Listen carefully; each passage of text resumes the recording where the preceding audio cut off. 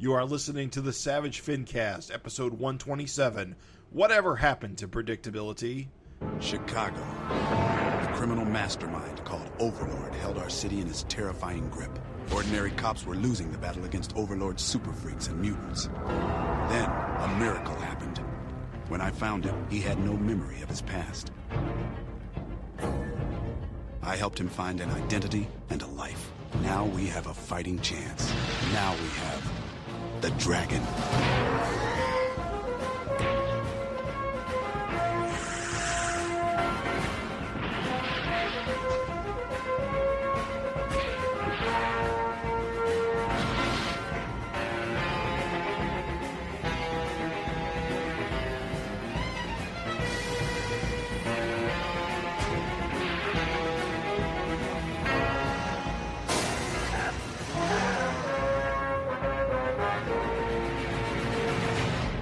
This is the Savage Fincast, the show that refuses to be able to tell the difference between the Crusader and the Destroyer.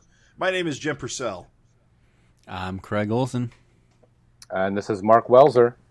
Hey, Mark. Hey, Mark. Glad to have you on again. Hi. Do you mind if I address the listeners for just 1 second? Yeah, sure. Okay, just at the top of the show here. I'm very grateful that Jim and Craig have me on the show. I enjoy talking to them about Savage Dragon every opportunity I can get. I want everyone to know that I love Raven as much as you all do. I'm not trying to replace Raven. I would never replace Raven. And I want him to come back just as badly as you do. So in the meantime, you're going to have to put up with me, and I apologize. I guess that's it. I guess we'll put up with you until Raven shows up. I want him to come back just as badly as everybody else does, all right? Raven's got some stuff going on. Everything's okay, but we'll He'll see him back. We'll see him again someday. Let's hope so. I couldn't think of a better replacement in his place, though, so I think we'll be all right until he gets back. I mean, I'm glad to be here, but I know if I was listening and then like some dumbass comes on, I'm like, why? I wish Raven would be back here. Why this guy? His audio sucks. He's got this microphone that he stole from his child that he used to do his online schooling. Invest in a proper microphone. I'm trying, guys, all right? But he's got great self-depreciating humor. Right, that's what I'm here for. I'll try to mention boobs or something so we feel like Raven's still here with us. Cum or whatever he talks about. Butts, cum and butts on boobs. Yeah, that's about right. That's all. You're basically nailing it. I mean, I don't see any reason we need him back now. All right, well, there you go. Sorry, I take back everything I just said, and I'm glad he's gone. So, shall we get into it? All right. It has been a while since we've done a regular episode of the Savage Fincast, so we do have a few news items and some emails, so we should probably get right on into those. First up, the Megaton Archives Volume 1 is now on shelves. $30 collection, soft cover collection. I think it's like almost like 450 pages or more, a little over 450 pages. It's black and white because the original Megaton comics were black and white, but it does have some color peppered in there for the covers and everything, and it's on glossy paper. It is pretty damn cool. I really enjoyed it. I own all 8 issues, but all the extras that are in here and the behind the scenes stuff really make it kind of worth it, even if you've already owned the issues. And it's just kind of a nice handy package. It is just pretty amazing. I know we've interviewed Gary a couple of times on the show, and if you're a listener that doesn't know, Megaton was kind of the starting point for, or the gateway for, a lot of professionals. Butch Geis, Eric Larson, Frank Fosco, Angel Medina, Rob Liefeld. I don't know, I'm probably missing a few guys here and there, but it's pretty impressive. Came out from 81 to 87, and it's got a bunch of cool characters. Dragon and Vanguard in it. It's worth picking up. I might even buy a print copy of it. We'll see. It does look pretty snazzy, and I do want to read it because I've not read most of these stories. Well, I've read all the Dragon stories. I haven't read most of the other content, and I'm a big fan. Sorry, go ahead. No, I was just saying, even the Megaton stuff, like the character Megaton, because I've been reading him in the Big Bang Adventures lately, and I want to get more of his background.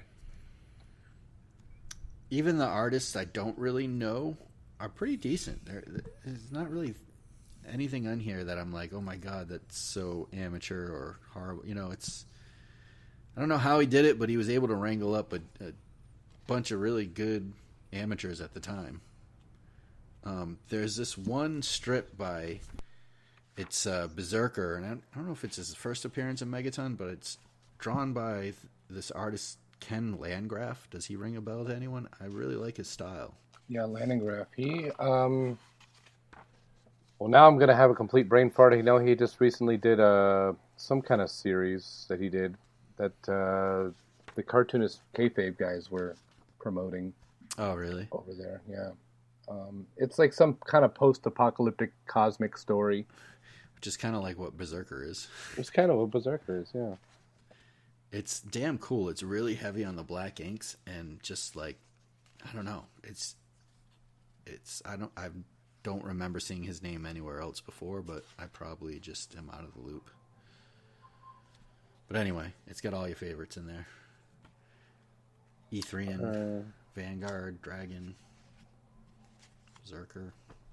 So yeah, if you're a fan of that stuff, I would definitely pick it up. I would try my best to go ahead and grab it. Shall we move on? Yes. Okay, we have a cover for the Savage Dragon 269.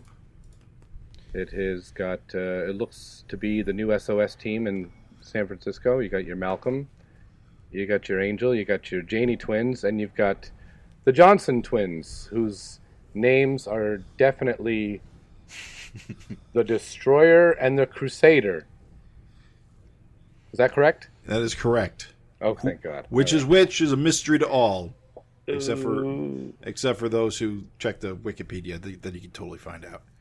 Right. They seem to be tearing it up with a pair of hands that are green. I don't have a lot of information. It's a fight scene. It's got a cover price of $3.99 there, US. On the muddy streets of San Francisco. Right. It looks a lot like Chicago. So I guess it's, we talked a little bit off the air, but these are all the same kids that were kind of stuck in the void, minus the extra Janey.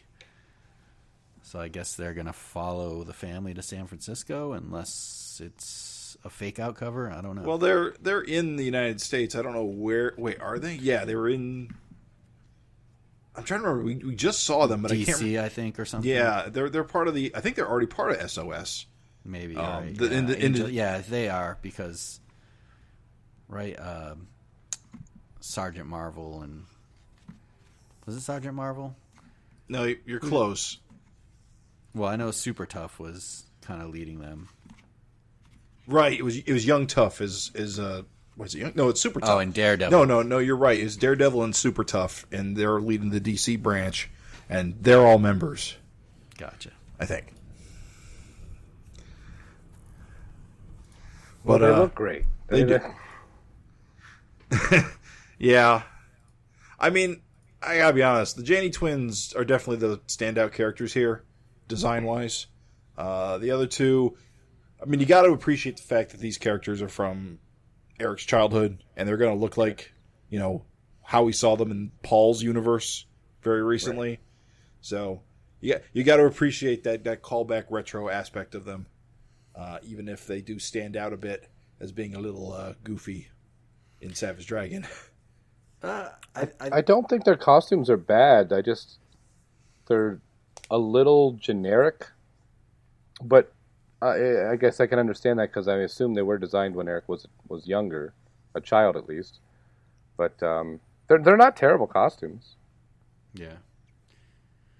I just hope we get some more character development. If hopefully, I'm sure we will if they're going to be part of the book and the supporting cast. Right. It'd be kind of cool to see I don't know, if they have more powers than just being super strong or whatever. Well, we know the Janney twins fuck each other, but the Johnson twins are not into that. That's what I remember. How could you forget? That is definitely a vagina on the cover there, right? I mean, there's a lot of lines. Although I suppose It's not colored like spiderweb, though. It's the thing. I don't know. I still have That's cutting issues. it close. That's cutting it real close. Do you think Nikos colors it like webbing, and then Eric's like, take that back? I have no idea. This was not supposed to be webbing. Try again. I like how they go out of their way to like cover their nipples with webbing and their feet, but vagina, I guess that's where their webbing's got to come out of, so it can't be a. I suppose that makes sense, quote unquote. Could wear a skirt or something, maybe. I don't know.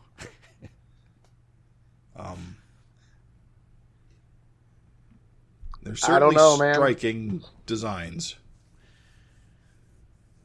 I guess. Well. Never mind. You guess what, Craig? Okay. Nothing. I won't say it. It's not like Okay. this is a podcast where I should say something provocative, but. All right. I think that's it for news. I don't think we had anything other than this cover's come out. We've got no actual solicitation for it yet. It's probably going to be in the next previews catalog. Or actually, you know what? I don't know if this counts as news, but I think Image announced they're switching from Diamond to a different distributor. Yes. So they I did. think that means Image comics are coming out on Tuesdays now, Oh. or will be, just like DC Comics, because I think it's the same distributor. But does that mean they're released on Tuesdays? Well, that's how it works for DC. You can basically buy them on Tuesday through this distributor. So Has this already taken into effect? I actually have no idea. I don't, Because I got a think call so. yesterday from my comic shop letting me know that the new Dragon was in, but they're not open on Tuesdays, so I Right. don't know if they just. So I think can't- it went in effect like a month ago. Oh, all right. I think. But that is a change for some people, and now it means we get Dragon one day earlier. Not going to help me. My shop is not open on Tuesday. No, But they only open like Wednesday because that's New Comic Day. Yeah, Wednesday through Sunday, I think. I don't even think they're open Monday. It probably makes sense. It's like probably most shops people aren't like open on comics. Monday. Yeah, no one They wants cut to their go on hours back, Tuesday too. They used to be open until 7, now they're open until 5. till 5. Yeah. How are you supposed to get your comics after work? Get them the next day, unless it's a Monday or a Tuesday. Yeah. Alrighty, should we get into the emails? Let's get into the emails. All right. I'm taking the first one, right? So it said, the first email. We got a letter from James Sheehan. He says, "Hello, gang. What a great issue. What a great issue in 265. Holy shit, that was a banger. Can't wait to see the San Francisco move. I'll cut to the chase. I have a couple of ska band names. We're still on this. Yeah, remember that whole conversation? Here's his names: Maxine and the Vanguard, the Rowdy Finheads, and I guess just Hortus. Hortus? You guys understand that? No. I could probably go on, and they would get worse and funnier and lamer, so I'll stop. Thank you. Until next time, have a good one. James Sheehan. P.S. He included a drawing he did of Savage Dragon, which is pretty dang cool. Apparently, it's a Mark Silvestri homage, but I don't know the cover. So if you're listening, James, send us a message and let us know what cover you're homaging there. Rowdy Finheads isn't bad, I'll tell you that. Yeah. Horridus, I don't quite understand. I don't understand Horridus. There must I don't be know some if there was- mono name band that I'm unfamiliar with. Unless he intended to include more and then forgot before he sent this email. Could be. He was just having so much fun. Could go on and on. No more Ska answers, please. No more emails of Ska names. Thank you very much. Yeah, we're done with those now. All right, so, second email. So, guys, issue 265, huh? What a shocker of an issue. Poor Billy. What a brutal way for the little guy to bow out. What effect will this latest tragedy have on Paul? The guy's lost the love of his life, his reality, his arm, and now his newfound grandson in the most horrific way. That's got to unsettle a guy psychologically. Do you think we might begin to see Paul going dark? It's an Eric Larson book, so who knows what might happen. Just as I was getting over the events of this issue, I flipped the book over and was surprised again. My Angel Dragon art was on the back cover. When I sent that image in, way back in June 2022, I thought I might get lucky and see it included in the letters page, but the whole back cover, mind well and truly blown. Seeing my artwork adorn the back cover of my favorite comic book put me on a real high that whole weekend. Then I started wondering, what could the Savage Fincast dudes have to say on my pinup? So I eagerly awaited for the next issue of Savage Dragon to come out. And to drop. Oh, right. The next episode to drop, and I waited, and then I waited some more. Finally, a new episode. But wait, it's a retro episode. A new issue of the Savage Dragon comes out, and they drop a retro episode. These guys are killing me. But we got there in the end, and I was glad to hear you guys like my take on Angel. So there you have it. An end of the mystery that has plagued Savage fanatics the world over these past weeks and months. For it was indeed I, Stephen Newbold, that was responsible for the back cover art for this issue, and not this Grunwald fella, whoever he is. I think that Mark Welser tried to attribute it to. Until next time, Stephen Newbold. P.S. If I had to name a Savage Dragon rock band, it would have to be the Sputters. Which, so not a bad name. P.P.S. Guys, I forgot to mention in my previous email that if people like my Angel Dragon pinup on the back cover of issue 265, they can find more of my work, including my own comic, Superhuman Crime Investigators, over on my Instagram account at snewbold720. Wait, no, that's wrong. Nope. At snewbold70fn6. I often post about Savage Dragon and early Eric Larson artwork there too, so plenty to interact. Any and all Savage Dragon fans. Thanks, guys. Well, thank you, Steven. Good old Mark Welser driving away the fan base by insulting them. I gotta say, Stephen, thank you for being the bigger man and spelling my name correctly in your email. When I couldn't tell what your name was on the back. To be fair, it's very small. I thought you said you... Was that a person, like, were you just trying to read it, or was it you I just was thought trying it was to a read different it. artist? Oh. No, I didn't recognize the art. I was trying to read the name. I pulled the issue out, and I'm looking at it now, and it still looks a lot like Greenwald. Well, Steven, Very work little. on your signature. I can see that it says Newbold now, but... That's pretty cool, sending in a piece of like fan art and then finding it on the back cover. Yeah. And again, good job, Stephen. I still think it looks really cool. Nice. All right, this is the segment of the show that we call Finteresting Conversations. It's where we come up with a topic to talk about and gauge you, the audience, on what you think. Where you guys can write in at savagefincast@gmail.com and send in your responses or suggest a topic of your own for the next regular episode of the Fincast. We didn't get any responses for our last Finteresting conversation, so we're just going to jump forward to a new one. So for our new Finteresting conversation, and again, we're kind of jumping a little ahead of the review of issue 266, but this interesting conversation kind of revolves around that.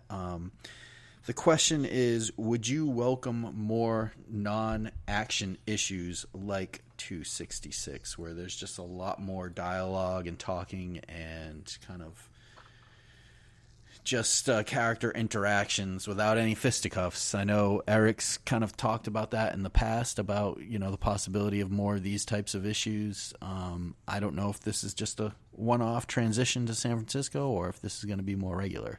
So our question to you is, do you guys like this? Would you welcome more of it? Send your answers to savagefincast@gmail.com. So who wants to start this off? Well, I'll start. I'll just say that while I don't mind it, I definitely don't want it to become the norm. I think Savage Dragon is an action superhero comic, and it should stay that way in some regard. I think it is cool to experiment like this and just take your foot off the gas a little bit for an issue, but not as a consistent thing. I don't think it really works over a long period of time. I think it works as a single issue. But that's my opinion. I would tend to agree. I think, once in a while it's fine to have like these ones where you slow down a little bit. But if it was like this all the time, of course I'd still read it because, it's my favorite book. But I would definitely be waiting for, when are they going to start punching guys through walls? Yeah, I mean, it does definitely feel weird because even we've had issues that there's been a lot of dialogue, but there's always at least some even small little bit of action just to kind of scratch that itch. Right. So it did feel weird. I was talking to Gavin Higginbotham, for the listeners that don't know, this is Savage Dragon editor. And after this issue came out, I was like, have we ever had another Savage Dragon issue that had no action? I was trying to think, I was thinking most 27, I think. Right? Yeah, that's what he said. Right off, it took him like 2 seconds. He was like 27. I was like, God damn it! All right. So both of you guys are pretty quick with that.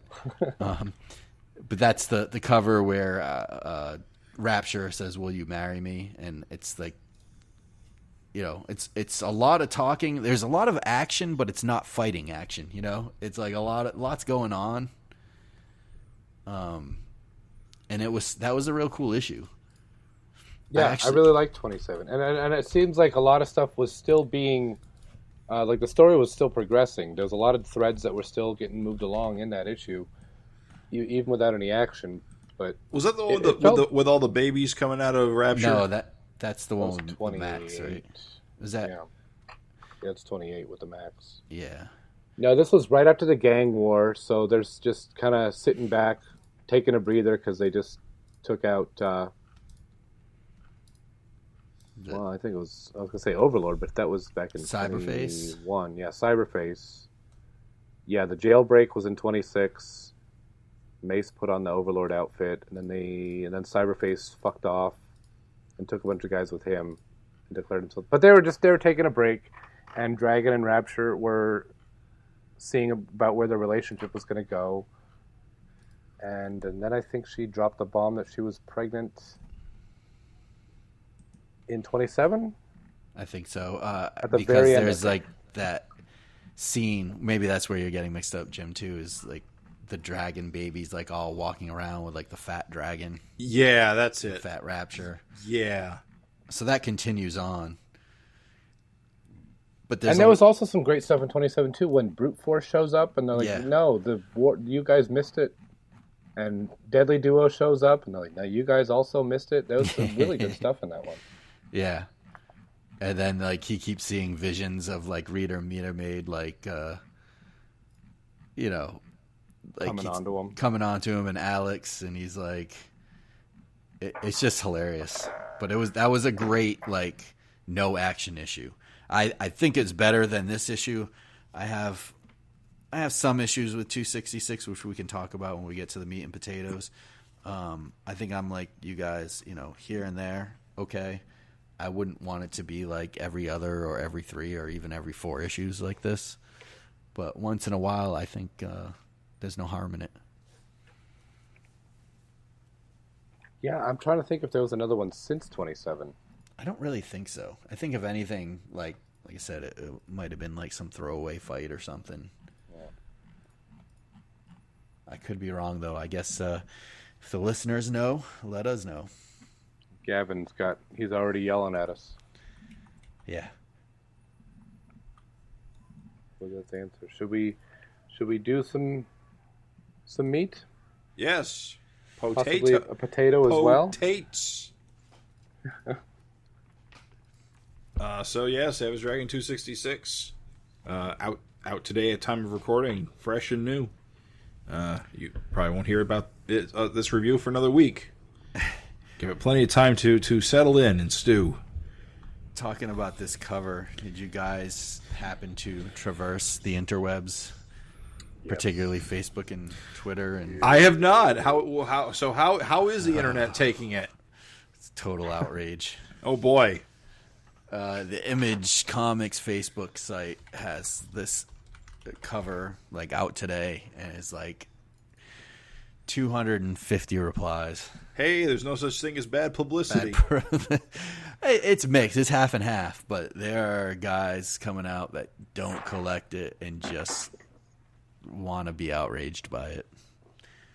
And the outrage is on Maxine wearing the Dominatrix outfit, and I guess it's Jackson wearing like the leather chaps. Now Eric's a pervert and blah, blah, blah, and all that stuff that comes with it. Absolutely ridiculousness. Yeah. I don't know. I feel like even if Eric is a pervert, who gives a shit, you know? Well, I think we're in this climate now where it's like anything that's not a heterosexual relationship, there's a certain contingency that want to label everything perverts or groomers or whatever. And unfortunately, it's kind of moving its way into comic book discussions. I mean, to be fair, Maxine is wearing a dominatrix outfit. But there's nothing sexual going on the cover. Right. I think, if anything, Scott's cover was dirtier than this one. Yeah, so let's talk about that. Scott James, friend of the show, amazing artist. He got his own variant cover, which is pretty cool. It is. Apparently, I was reading also on Facebook, I think on the Savage Dragon fan site, that one of the bigger shops, I forget which, I don't know, what are the bigger ones in New York? I think they were only allowing people to buy one copy each. Right. Well, it's a variant, so speculators are going to speculate. Yeah. Did you get one of Scott's covers? Craig, did you pick yours up today? Yes. I gotta say, it is pretty amusing that the Dragon cover on the Image Facebook has drawn almost 300 comments, and all the other covers for the new release comics, including a big one from Jeff Lemire, have drawn like 1 or 2. So Yeah. It's weird. The Dragon covers... controversy draws eyes and attention. Yeah. And there's always a lot of people that can't wait to talk shit on Savage Dragon. Oh man, they love it. They can't get it up without it. Because they know that Eric will interact. That's true. That is true. And he sure did. So they're just like salivating, like it's, I think it's a lot of those Comicsgate guys that just want to have, it's ironic. Something to tell their friends that they started shit with Eric Larson, Right. And to me, it's just funny how offended people get by this. Not offended by like grim and gritty comic books where like the 16-year-old sidekick is murdering people or something like that. It's costumes on a cover. Oh my god! It's so amusing that it's almost exclusive. It's exclusively conservatives who have a problem with all this. Like as you said, the comics gators of the world who think comics should be one way, and especially never express themselves sexually in any way, except for women should only be supermodels. I mean that's one way they're allowed to express themselves. It's just the absolute state of people sometimes. You know, it's like no problem with the Hellfire Club, but Maxine's wearing a dominatrix outfit on the cover. Oh no, she's Yeah. she's within 5 feet of children. You see, her own children. Yeah. That's it. There's definitely like your Vampirellas and your Lady Deaths that have costumes on every Identical. issue that is identical if not worse. Yeah. Yeah. I mean, Vampirella meets Archie, you know, whatever. It's Right. it's just people being ridiculous. And then the other thing that we got to remember is that none of these people on the cover are real people, Right. so it doesn't even matter. But I will say that background looks very nice. Yeah, Of that's the- got to be the a cityscape? definite like photo, right? Yeah, I think he said that's a photo. He took that photo himself. Yeah, I mean, he lives in San Francisco. He knows what the city looks like. Yeah, I wonder if that's one of his houses back there, like as a little Easter egg. I don't know. I would assume that the street would be a bit on more of a 45-degree angle. Yeah. I don't know. But no, it looks great. There's lots of little lines in there. Do you think I know he's doing pretty much everything digitally now. Is he doing the covers digitally too? Do you guys know or speculate? I don't know, but I speculate not. But this is photo referenced for the background, so Yeah. my speculation is that he probably lightbox this because I feel like he'd want the covers to remain. I don't think he'd like boxes. I think, if anything, he draws the characters on a board and Puts it in scans post. them in. Photoshop some manner. I would say anything behind the shrubs is just a photo. Hard to say. Well, when we get more into San Francisco era, we'll definitely be having Eric on again, so we'll have to ask him. It Point just blank. feels like when those lines are really thin and small like that, that's hard to do. Yeah.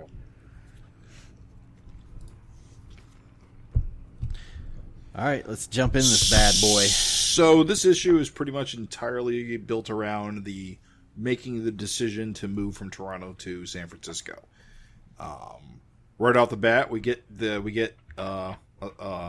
explanation of what's going to happen to Walter, because that's the question on everyone's mind. What's going to happen to Walter? Well, Walter doesn't care where he lives, so he's coming with. I really hope he actually ends up on the SOS. I really want to see Walter in action because he's a kitty cat man. You think he'll become a hero, like I- a super powered being? I want him to be. Look at him. Look at him. I guess I never thought about that possibility, but he would be like their version of the bear Yeah. character. Well, I was thinking Grizzly. more Hortus, but Yeah, the goofball doesn't know nothing because he grew up in the streets and he's a tiger. that would be a cool character if he was like super goofy, but when he got pissed off in battle mode, he just turned into like this like killing machine or something, you know, like shrew. Nothing about him really strikes me as a fighter. I think he just wants to hang out and eat. Yeah, But he's a tiger. He got claws and big angry feet.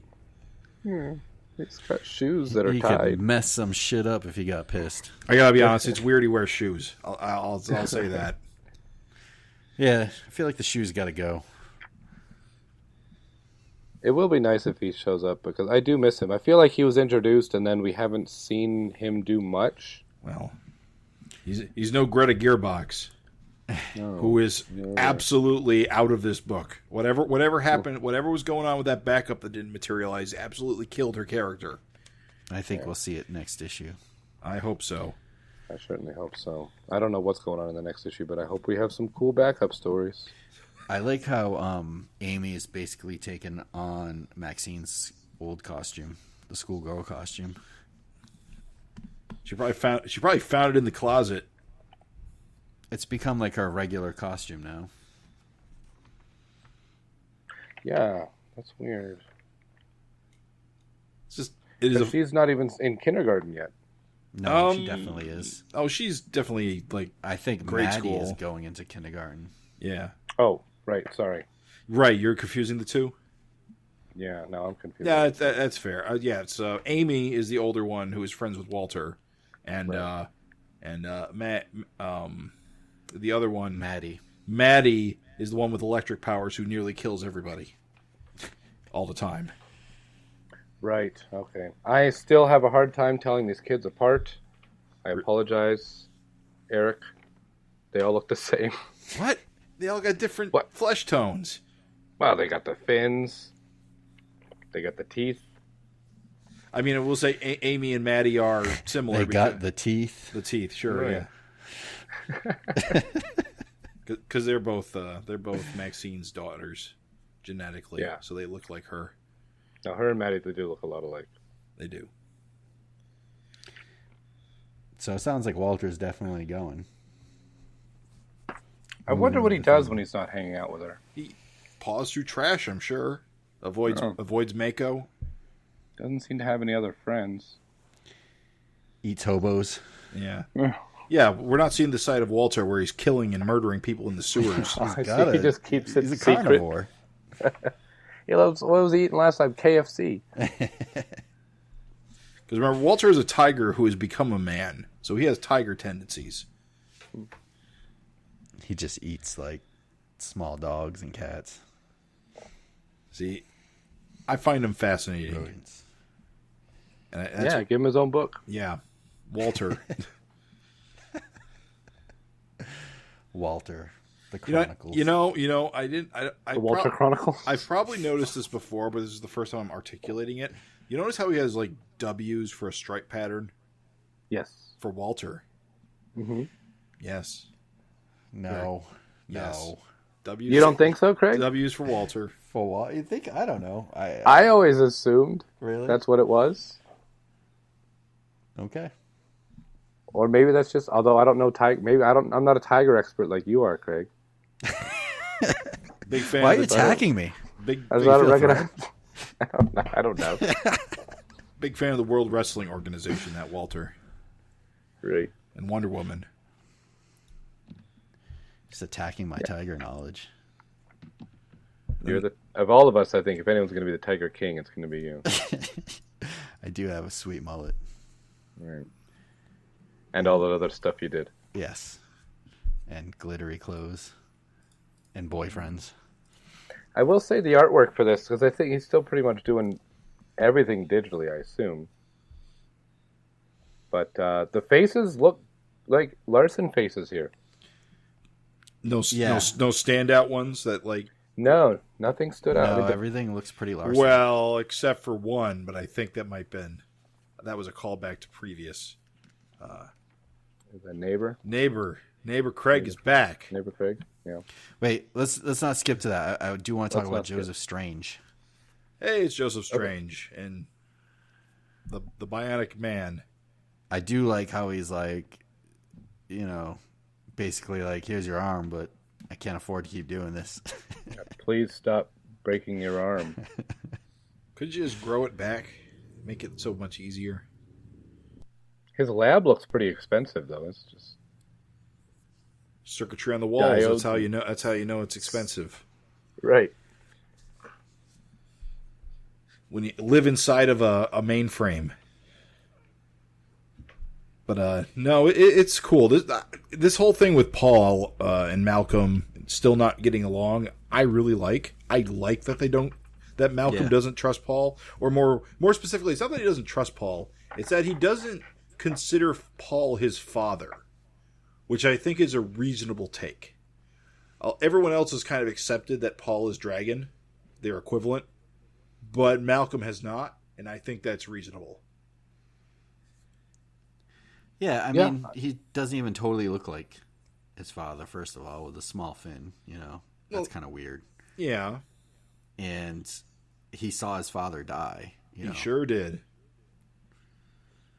So, But I don't know what's the merging of the multiple Earths when everybody gets all these weird memories of lives that you've never lived. That's got to probably do something to you, right?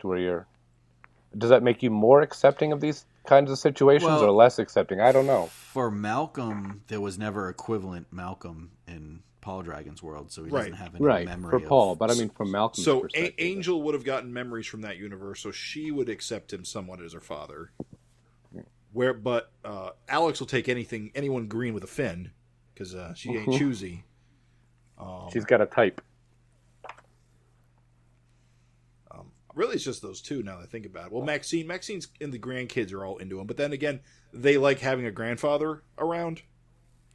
It's different for them too, because It is different for them, their real right? father, you know. Yeah, they don't mind so much because they're young and they don't understand the nuance of alternate realities.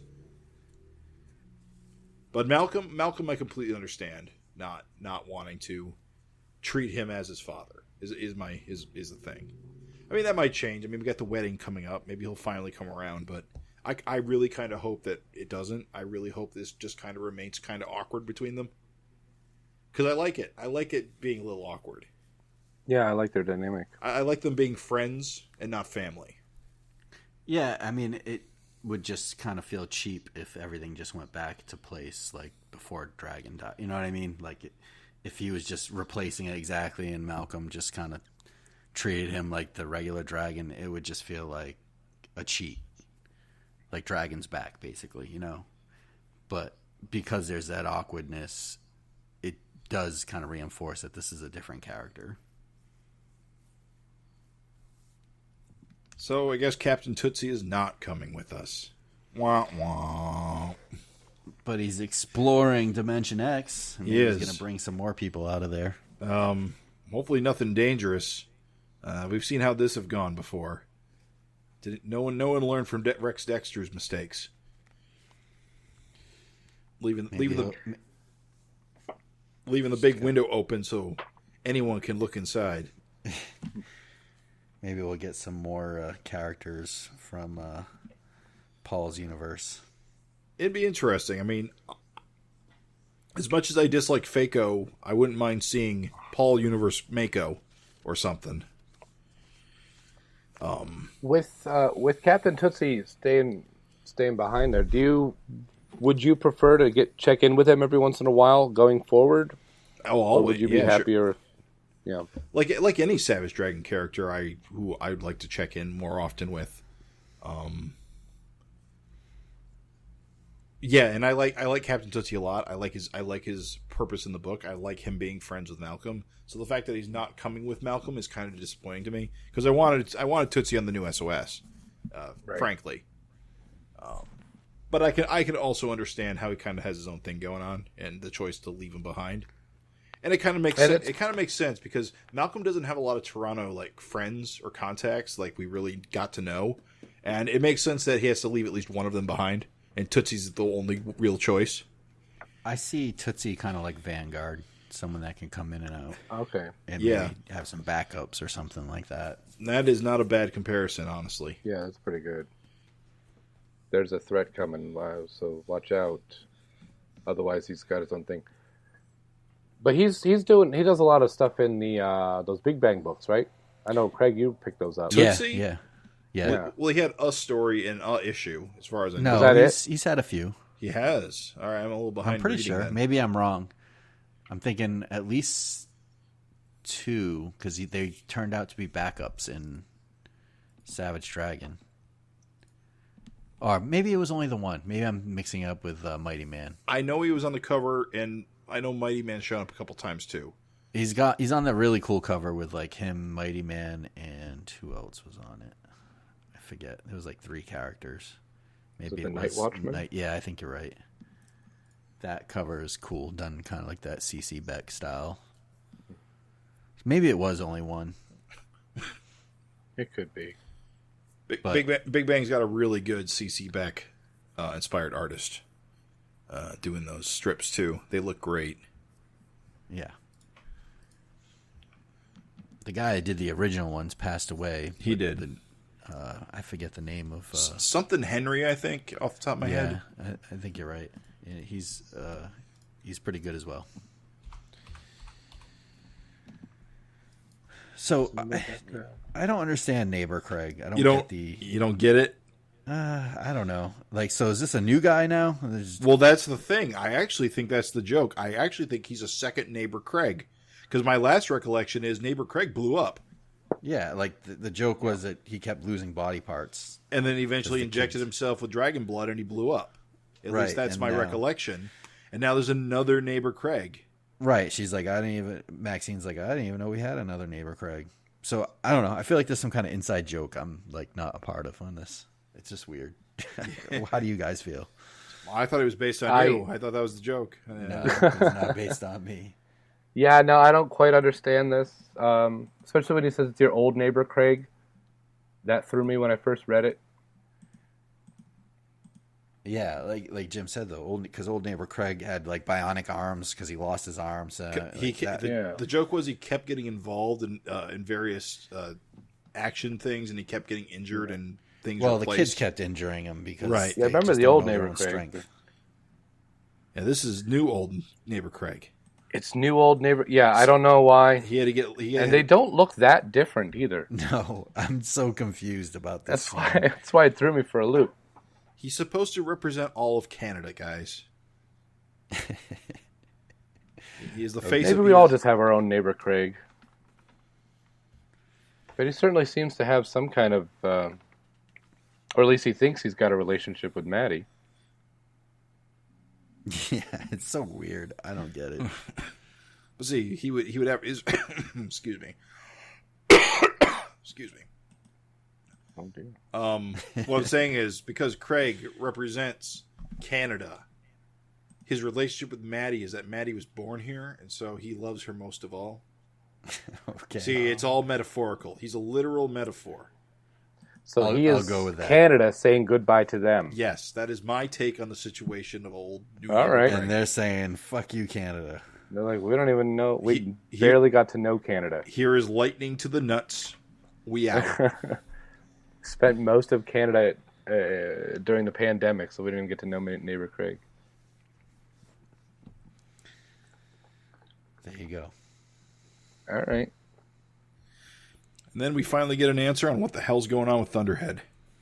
Everyone's pal, Thunderhead. Yep. He's not going to be the action hero we all wanted. That's a pretty cool Settling cool into profile. domestic life there, and Somebody's got to got get. his sweater vest. Somebody's got to get out of this life alive. He's such a hilarious character. I mean, he just wants to be like Sweater Vest Kevin. That's all he wants. He just wants to work, not be messed with. He's got this skull head. He used to be fucking, swole, and now he's just kind of skinny Mr. Rogers skull guy. I guess they had their baby, because I think that's their Yeah, that's kid a while in that ago. tiny panel there. Yeah, that's it. It's hard to keep track of it all. I wonder if they have lightning powers. They clearly have a face. Yeah, it'd be pretty funny if it was born with like a half a face. Oh, is that Just an exposed jawbone. Ooh. I was thinking like Two-Face, but yours is even Oh. worse. well, it's the genetic trait is like transparent skin, right? It would just be like kind of like Mace when his face got blown off. And it was like half his face is all burnt up. No? Okay. Maybe when she gets older, we'll see what happens, I guess. It just starts to fall off, flake off. Right. Yeah, that would be a bad day at school. Skin just sloshes off. I guess apparently though, right, like with Skullface, the skin's just supposed to be invisible. Right. Yeah, it's transparent skin. He That's still why has they it. can still talk without lips. Although, Yeah. and I guess Kevin's blue because of electricity? Question mark. And was born with lightning bolts on his head. Yeah, they're just etched in there. How lucky to have lightning powers, to have lightning bolts seared into your skull at birth. Or you know what? I got a really crazy thought. What if, bear with me now, he's got transparent skin, okay? But if you get a tattoo on your transparent skin, does it appear to just float? I would say so.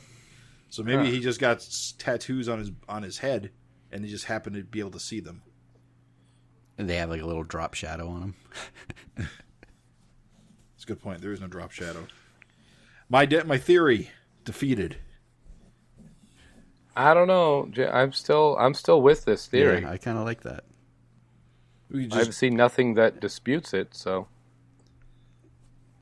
Yeah. that's my head canon. Thunderhead cannon. Alrighty. Yeah. So Paul's here and Alex. They're going to watch the kids while Malcolm and Maxine head down to the San Francisco. We get more of Tyrone's interest in machines, and Paul suggesting he meet his friend. I forgot his name already. What the heck's his name? Strange? Something? Oh, Joseph Strange. Joseph Strange, yeah.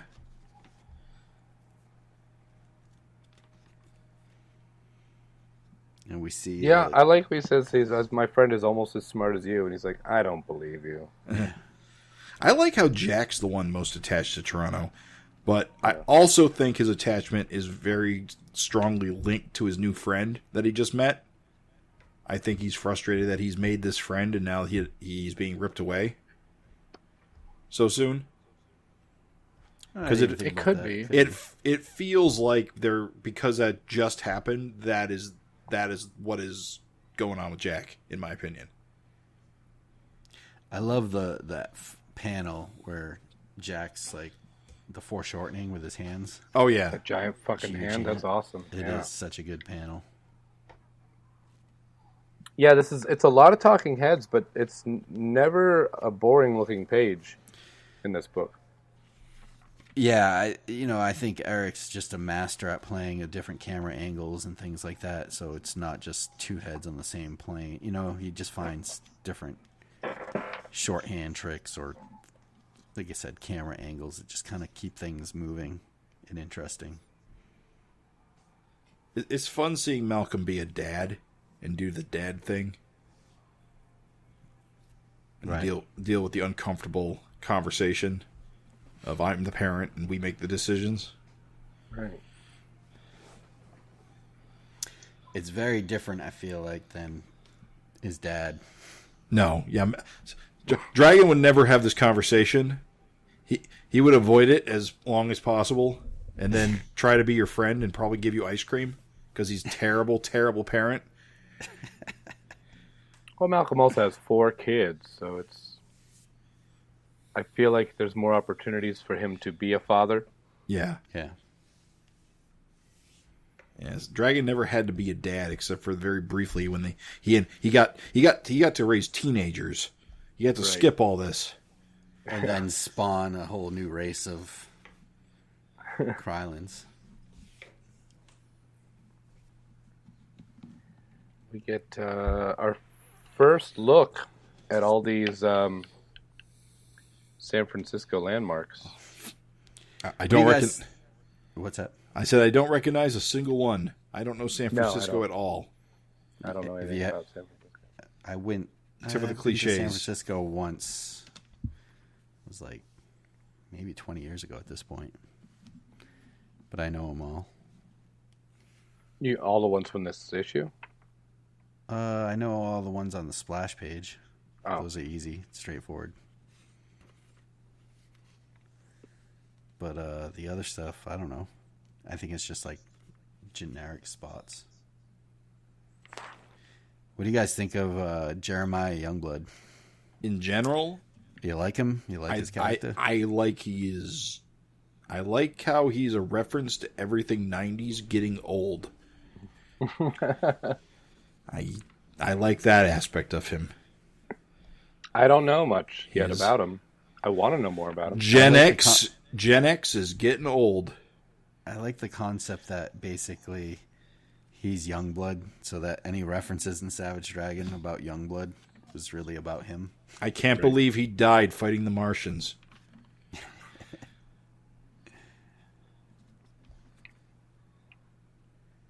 I tried to look like so I was kind of confused, but I guess it is they're not like a new team. They are part of SOS, right? SOS's current team, and this is their San Francisco branch.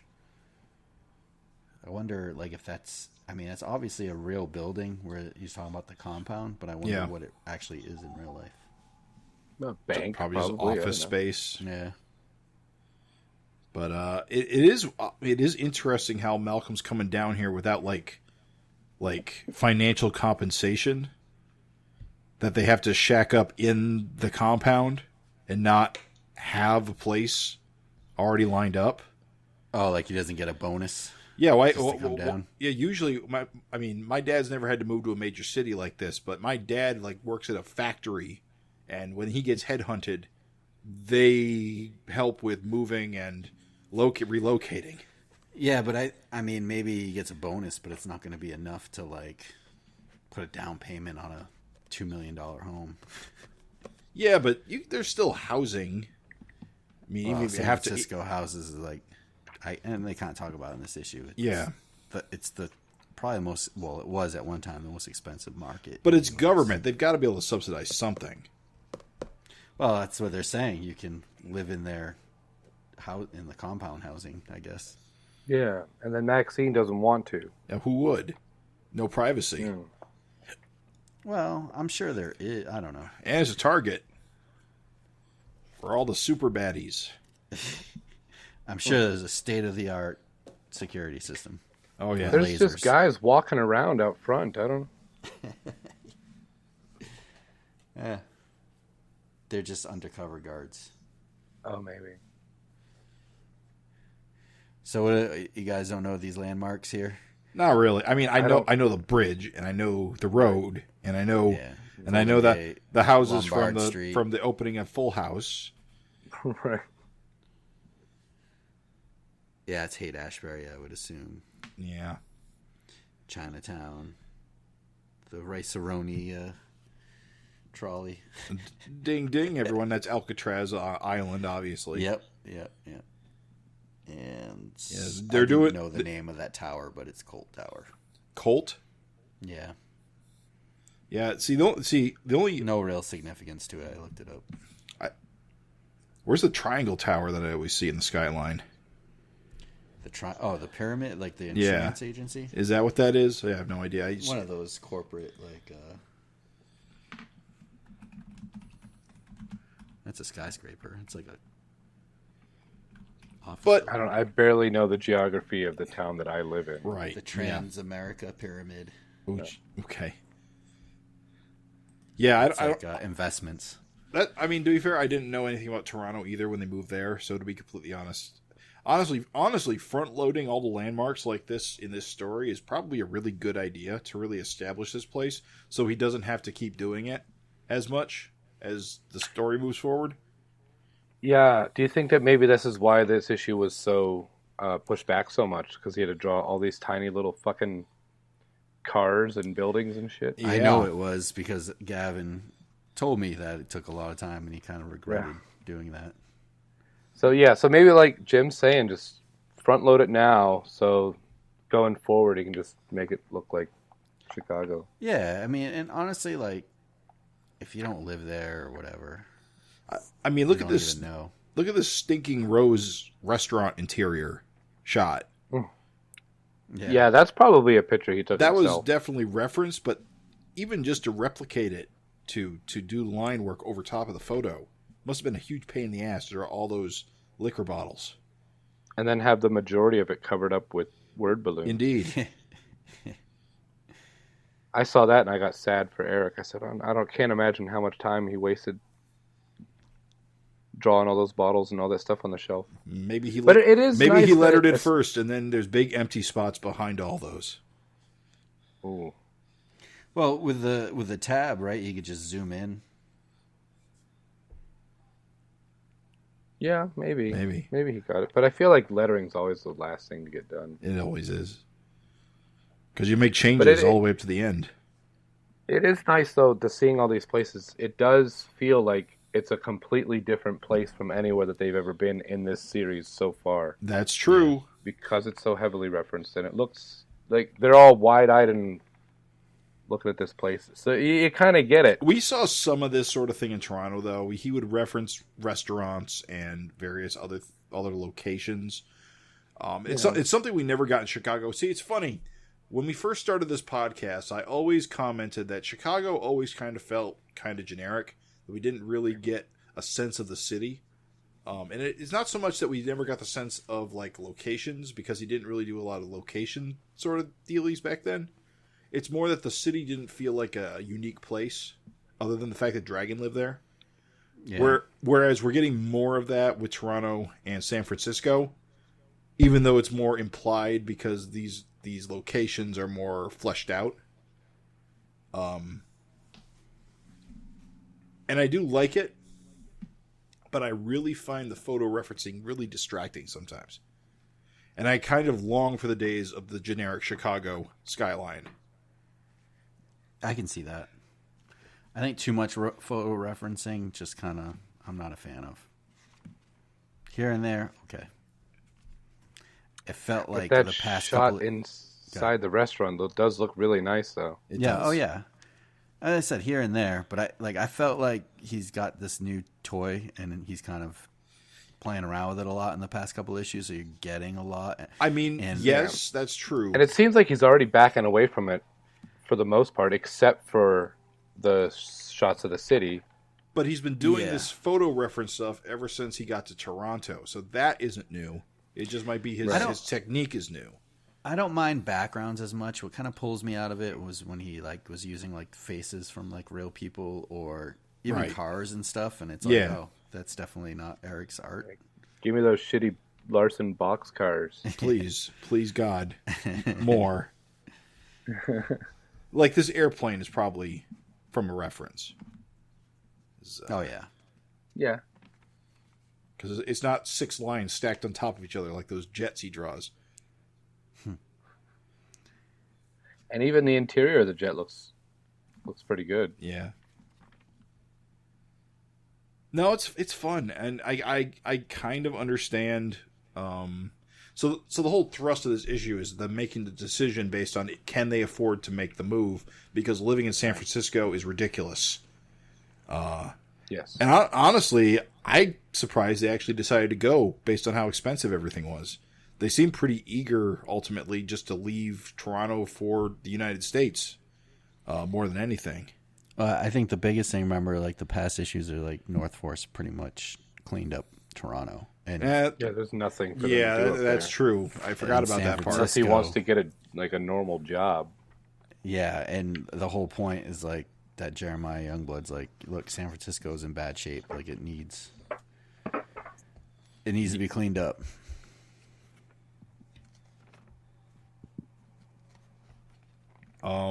Where are we? Yes. We're on the plane. Yeah. I think I don't want to jump ahead too much, but I wish we would have got to see a little bit of what was going back in Toronto with Paul and the grandkids Yeah. while they were away, That could have been fun. just to spice it up, just a little, just to give it a little bit of a mix-up of them going out in San Francisco, and then just seeing what's going on back there. Maybe they get into little scrapes or some Yeah, let's have more hijinks with neighbor Craig. you cut back to one panel of the entire city erupting into war, Right. and all the As soon kids as he's on gone. the front line fighting the vicious circle. No, it looks like it was a pretty calm babysitting Yeah. event, which fair enough. Interesting proposition, Jack staying behind with Paul, though. I'm kind of curious if that isn't going to not going to happen in the next few issues, perhaps. Well, they did mention that Paul and Alex are thinking about moving down to San Francisco with them. Oh, I thought they decided they weren't, or they haven't made a full decision yet, at least until the wedding, or after the wedding, because they're going down there for the wedding. It says Paul and Alex are thinking about moving down to the Bay Area. Yeah. Right. So they haven't made a decision yet, but they're mulling it over. I gotta imagine that Paul goes down there because remember all the talk Eric had of having Paul be the mentor. Yeah. I still think that's in the plans for him. Maybe kind of, be the Professor X or somebody that's kind of helping the team. Maybe Professor X is not a good association, but some kind of I don't know, field commander or someone that's behind the scenes. Because he was with SOS in his days, and he's got a lot of experience. Or just as maybe as a consultant with SOS. Yeah. Kind of like how Sergeant Marvel mostly just like trained the new kids and didn't go on a whole lot of missions. But And I wonder if there's going to be any equivalent still left on this planet of like supervillains he fought in his reality. right.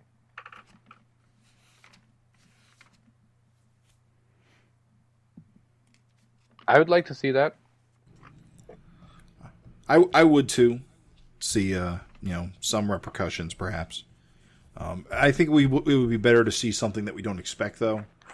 If something's coming from Paul's universe, maybe it's a good idea it not be Angel or Mako or the obvious. Maybe it should be something a lot more dangerous and threatening. I'm hoping that since this issue was so slowed down, that like something big is coming. Right.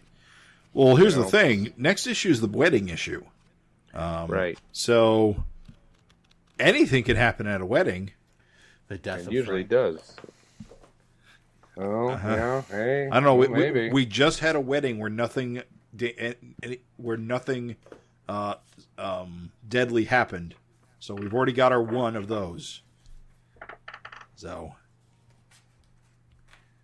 I think in the solicitation it mentions something about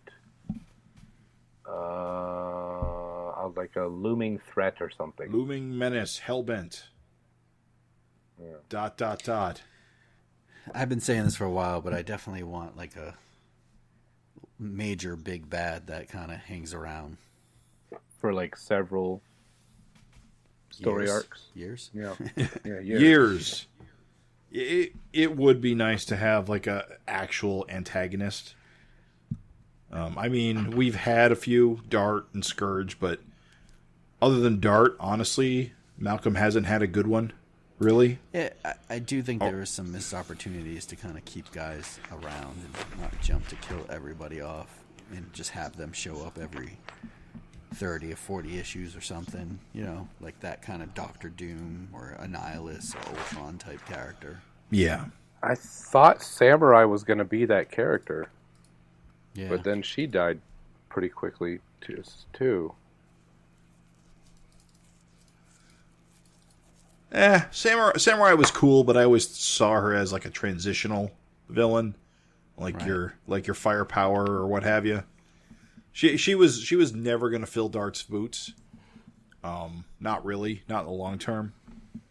I mean, she was cool, and I think she would have made a much better lieutenant than a leader, which is what she did when Dart was alive. But again, she was a character that she had that good action scene last issue, and that was really it for her. Yeah. So you got to think now, right, with the book becoming like a team book, that they're going to need to fight someone powerful. Like it can't be just like a street level guy here and there, because if it's a team book, you got to keep the team occupied in a fight, right? Yeah. So we need like a Dark Lord or an Overlord or right. So I got to or imagine that's even coming, a right? Mr. Glum or a Dart or a who else? Or someone that commands an army or something, like- I'm sick of armies at this point. Yeah, the I was gonna say the it. Demonoids have burned me out on armies. Yeah, I don't- hear that, but I'm just saying, like, that's the only. It's either got to be someone super, super strong and powerful, or someone commanding an army. Because a team needs to fight like either a bunch of people or a really strong person. we've had the Vicious Circle, which is the gang, and we've had the Demonoids, which is like the monster army, and we've had the individuals like We had Uglies Unlimited. Well, but those guys are like fodder. They're not really a threat. They're Well, that's kind of like the Demonoids, right? right, exactly.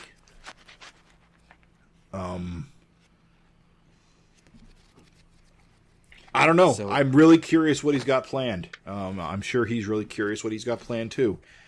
Right. The upcoming covers are giving us no clues. No clues as to anything except weddings and Maybe teams some- and. Some green hands. So wait, this is 66. The cover for 67 Yeah. is the wedding. What's on 68? Yeah. That's Malcolm versus Maxine what getting- appears to be Maxine. Right. Maxine punches him through the wall. So Maybe knock him into the wall. Maybe we're gonna have a body snatching storyline, or something along those lines, or a shapeshifter, or anything. Or Possessor or again? Or maybe Maxine will go evil, and she will be the villain of the next arc. No. That would be unexpected. It sure would. Clearly she is the looming menace, hellbent. I don't think I like that idea, but I certainly wouldn't see it coming. She will murder everyone at this wedding. At any rate, it'll be very interesting. She's been a Skrull all along. Yes. She, some kind of double agent. But this issue does spend a lot of time with Jackson's unease about his move. Which is why I think it's more related to his friend he met. Yeah. I think I think it's young love, and I think he's really frustrated he's being yanked away from it. I think, yeah, and it's good characterization of a child. That's how a child would react to a giant move like that. Yeah. Tyrone's And it's way also, into it. I see when they do all move down there at the end of the book, Walter doesn't come with them. How do you think he's going to get down there? I'm sure he's in a suitcase somewhere. You think he's just in the just folded up? He hitched a ride in the wheel well. Yeah. He's freezing to death right now. He'll be okay. No, it'll be interesting. I bet he'll just show up, but we'll see. It'll be cool. Yeah. But we also get this last page with a big shot of the transient village. I know, Yes. and I understand that San Francisco has that as a major problem for homelessness. And It just kind of cracked me up, though. why? Because It's like, such a photo reference. no. It's like her big eyes, like, oh. I thought, you're going to turn the page and it's going to be like some villain or some like returning. Oh, and it's like, the villain. villain is homelessness. Oh, it's a villain, Craig. The villain is homelessness. The villain is capitalism. See, that would be a great twist for the book. We get rid of all the punching and action, and Malcolm becomes a activist fighting against capitalists and government officials. Could you imagine the comics That's guys? the threat that's been looming the whole time. And, he beats up the cops who try to tear down the transient towns. Be great. What a direction that would be. So next, the 100-page 30th anniversary issue. Do you think it's going to come out next month? I sure hope so. I doubt it. A good, interesting conversation would have been, what kind of backups would you like to see? Yeah. But Should've- I think we had a good, interesting conversation. Well, he was coloring Megaton stuff. I know, like, Those pages. some of that was like, if I don't get enough or they don't get turned in on time, at least I have this, or Yeah. shifting things around. I mean, I really hope I don't see a whole bunch of Megaton stories in the back of 267. Just because I've already read it so many times, and I'm hungry for new stuff. I want that Greta Gearbox. Well, there'll definitely be a Dragons Kids feature by Simon Millette. That's Simon? Here. And Eric actually even mentions it in the letters page.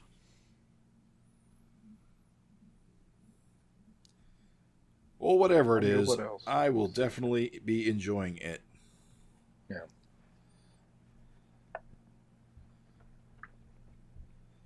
So, I hope it's a bunch of new stuff. Did you read the? Oh, you didn't read the letters, did you, Craig? You just or did you some just I skim read them? some of them. Yeah. I tend to look for like the questions. Yeah. The numbered questions. Yeah. You mean the ones that you asked in your letter? Well, that was one of them. Of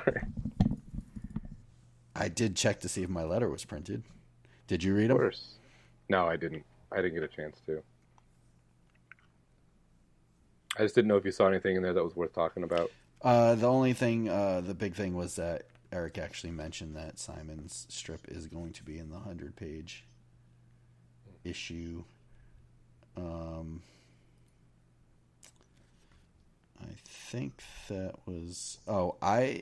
he answered my question because I was asking in the Hortus funeral scene why Super Tough wasn't shown. Like, it's kind of like, it feels like Jeremiah Youngblood kind of took his place, but he said no slight was intended. The idea was to imply that there were other characters surrounding the casket, but they were cut off by panel borders. But all right. There are some backup stories as well. There's the string. It doesn't say... did I miss the credit for the string? yeah, it wasn't in there, but I saw someone on the Cartoonist Kayfabe Facebook page mention who it was, and okay. I should have noted it, but I didn't. Pretty interesting strip. Yeah, I like the art style. Yeah. Yeah, it's fun. I like how you never know what you're going to get in the back of Savage Dragon. Right. I mean, I definitely prefer the strips that are tied in with a comic, but once in a while, it's kind of fun to get something like this. Totally unrelated, just kind of a fun, quick little comic. Do you know anything about the artists who do the funnies back here? Like Kevin Days a Week by Kevin Burkhalter and the Berkeley Muse by Ben Zayringer and Moonbeard by James Squires. Like outside of this, have you ever looked into them at all? No. I mean, I do know that Adam Pruitt, former Fincast host, put... he's the curator for these, right? Yeah, he puts them all together.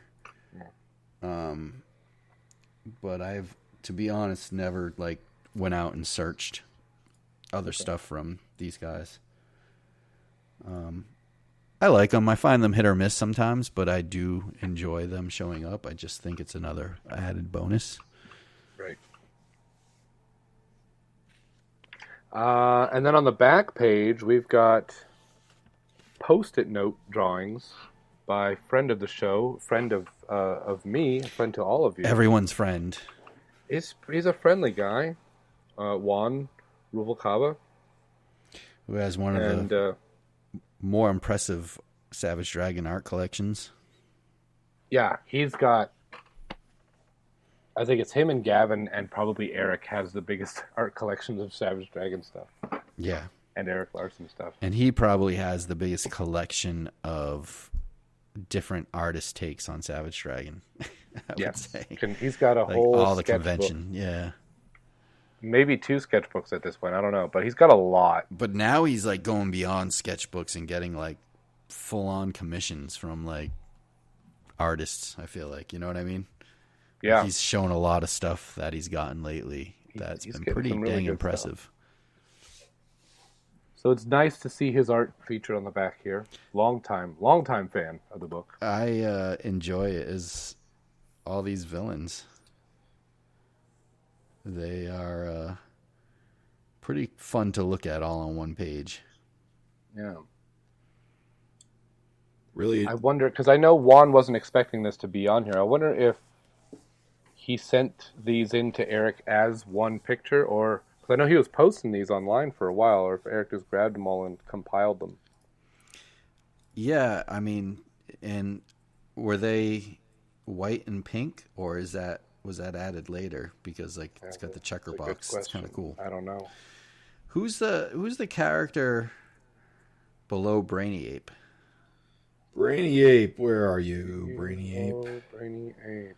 Should be. I think his name was Torment.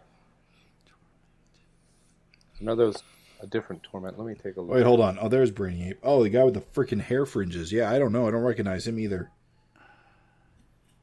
Let's see. Let me find the wiki. think everybody else I know. Let's see. That's Torment 2.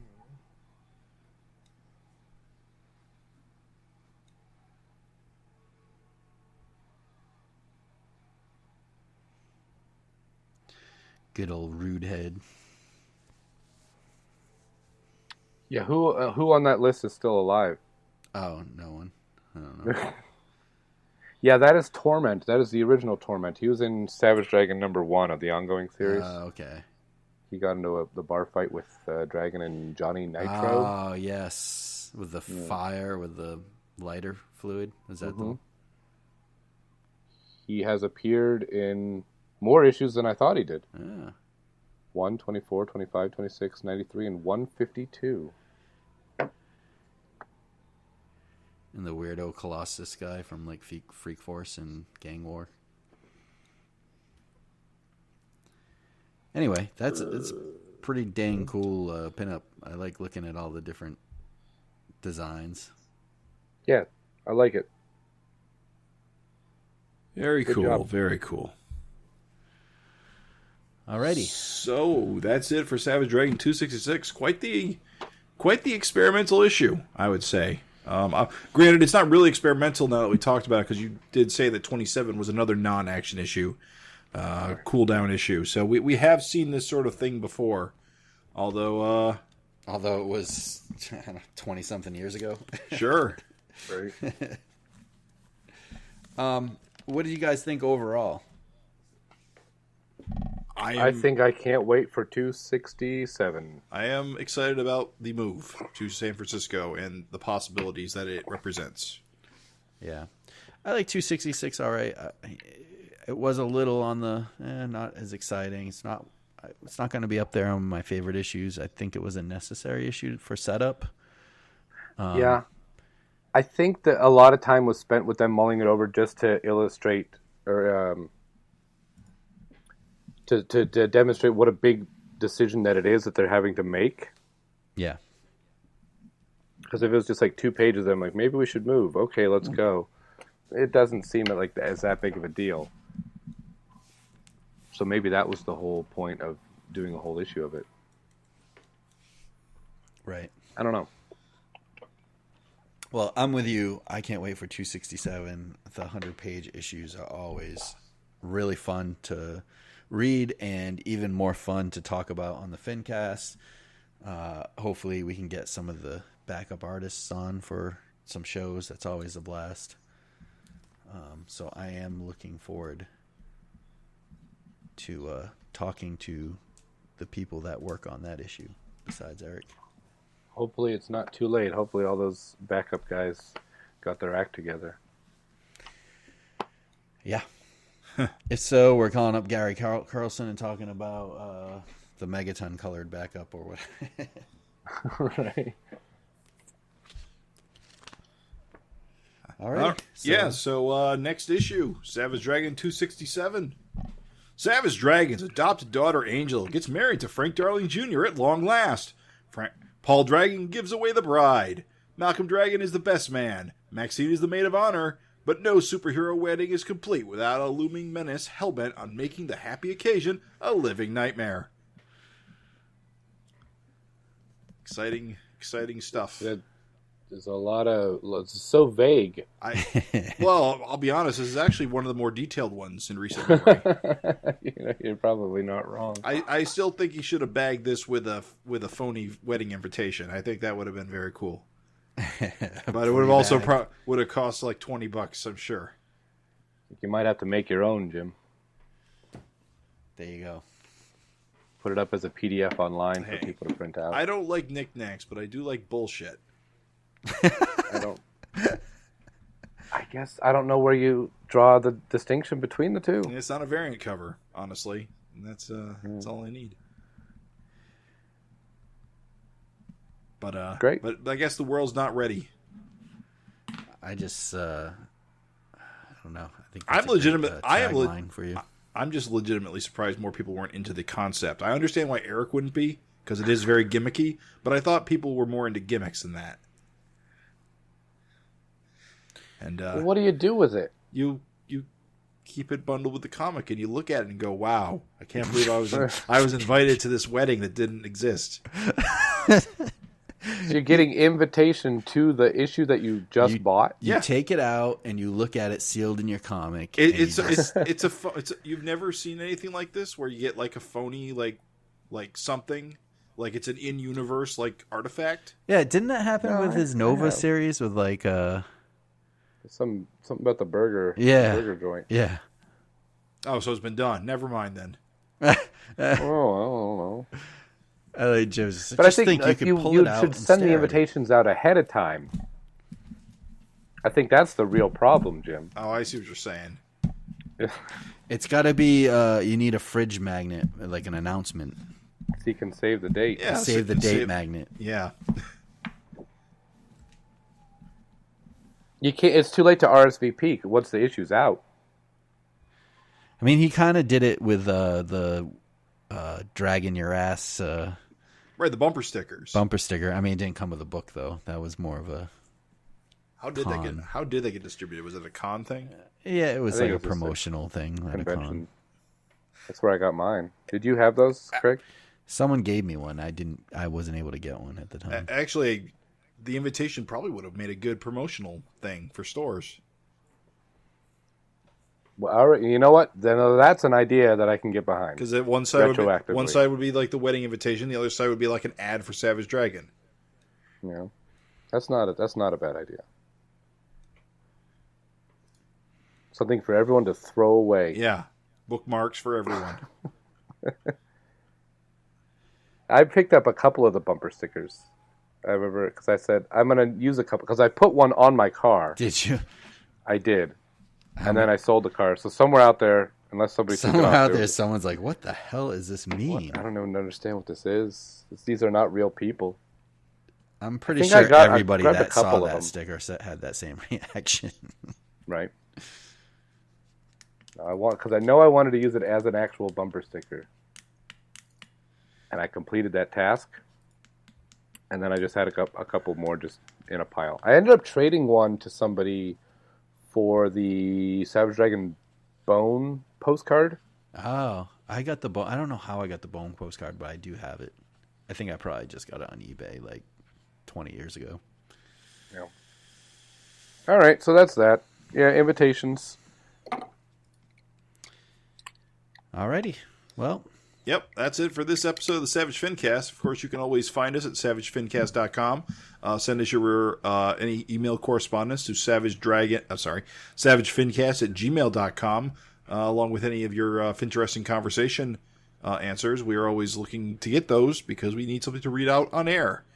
You can, of course, always find us on iTunes, Google Play Podcasts, and I guess now it's Spotify Podcasts because they bought Anchor. wherever fine podcasts exist. Yeah, those three places mostly. And you guys still do the YouTube? Yes, we are on the YouTubes. I guess just The YouTubes. It's a shame that you don't use the video because we've been recording video this entire time, and Craig's been cracking me up with all his visuals Yep. that every listener is going to miss out on. And the fact that I, only do this in a t-shirt and no pants. Yeah, Oh, but he doesn't wear it on his torso. This is the funny thing. That's one of the jokes. He wears the I t-shirt just on like his to be leg, comfortable when I do this, and you look comfortable. Thank you. I'm relaxed. Yeah. And then Jim does this with an erection the entire time. yeah, pretty much. Yeah, He's excited about the new direction. yeah. I'm definitely at attention. And it looks great. You both look comfortable. Thank you for having me on. Hey, always a pleasure. Alrighty. So thanks See for you next listening, time. everyone. Yep, see you next time. Well, not see ya. you next time. More like imagine you're there as like a metaphorical concept of an audience. Oh, dear Lord.